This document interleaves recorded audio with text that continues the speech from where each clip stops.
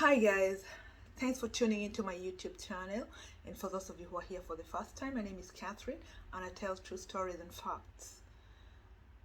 Most of you have heard of these stories in the Gulf where a lady goes to work as a house help and ends up being killed. It's always a mystery because bodies always are returned home in coffins,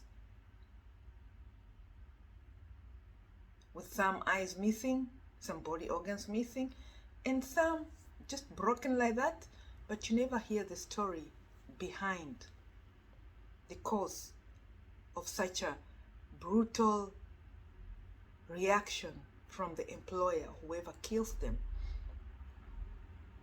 But today I have a story for you of why some of these things happen. I'm not saying that it's the right reaction, but this is just a hint of why. This is the story of a Filipina lady who went to work in Kuwait as a house help. Her work was to be a nanny, but when her workmate who was taking care of house chores like cleaning, laundry, ironing was away, she will do her work as well because they had to take an off day as well. Off day doesn't mean they go out, they just sit and do nothing but within the vicinity, within the compound, or just stay in their room and sleep because they're deprived of sleep most of the time. So it happens that this lady on this particular day was so tired because she had to do double work, and the baby kept on following her around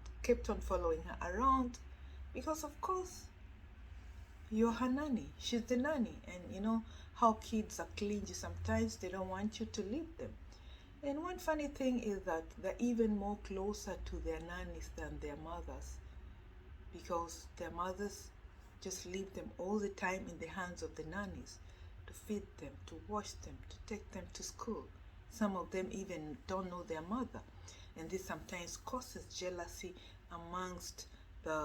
between the mother and the nanny, and this also causes some drama, you never know. And so on this particular day, she was cleaning the house, at the same time taking care of the baby. Cleaning the house, taking care of the baby, doing the laundry. And the baby kept on following her all the time, crying. And you know, she has a deadline. She has to clear all these things on the same day. Feed the baby, clean the whole house because her workmate is off, do the laundry, and be done with the ironing. The nanny did the unbelievable. We don't know whether it's a demon that entered her, she was possessed, or what exactly happened. The nanny took the little baby, 1 year old, who kept on following her behind and crying, clinging on her uniform,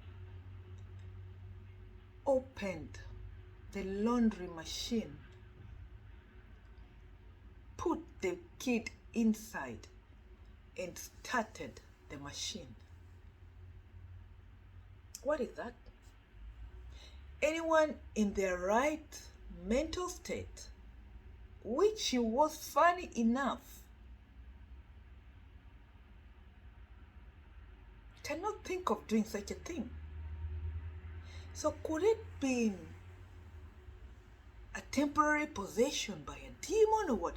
Because look at this. Look at the situation. A kid is clinging on your clothes. You're so pissed off. You are so impatient. What do? Take the baby. This is a human being. Open the washing machine. Put the baby inside. Close the door. Start the washing machine. And watch it roll and roll. Rotate and rotate.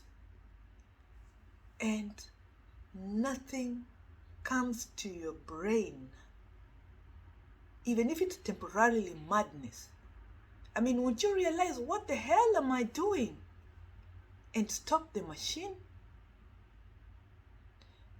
The poor baby drowned. The poor baby split into pieces, broken bones. How was this discovered? When the parents came back, they couldn't see the baby. They couldn't see the kids, and they were looking for the kid. The kid was used to running to them when they arrived, but this time the kid wasn't around. The kids did not show up. So they asked her, where is the kid? She did not say anything. There was no remorse on her face. There was no worry in her face. Was that really her who did it, or was it a demon? Was she possessed temporarily? You know, some of these things are strange. You're not in your mental state is 100% good. Then you take a baby, put the baby in the machine. Or probably this is what we call evil people, born evil. I don't know why I'm surprised they're there. Just do such a thing with no guilt. They sight and sight for the baby, shouting at her, and finally decided to do what is necessary. Use the cameras. She never knew that there are cameras. There always are in the Arabic houses for those working as housemaids to watch you. And so when they followed the footage of the camera, there she was. What they saw shattered the whole world. You know what happened next? Obviously. You know what happened. Of course, she's there in Kuwait, waiting to be hanged. I mean, what was there to defend her? Not her mental state. She was 100% okay. And she showed no remorse. Could it be that her employer really mistreated her that she didn't even see the reason to show any remorse? It's like, anyway, you deserved it. The fact that she's going to be hanged is not going to bring back the baby killed in the washing machine. So sometimes when you see bodies coming from the Gulf, sometimes you look at two stories.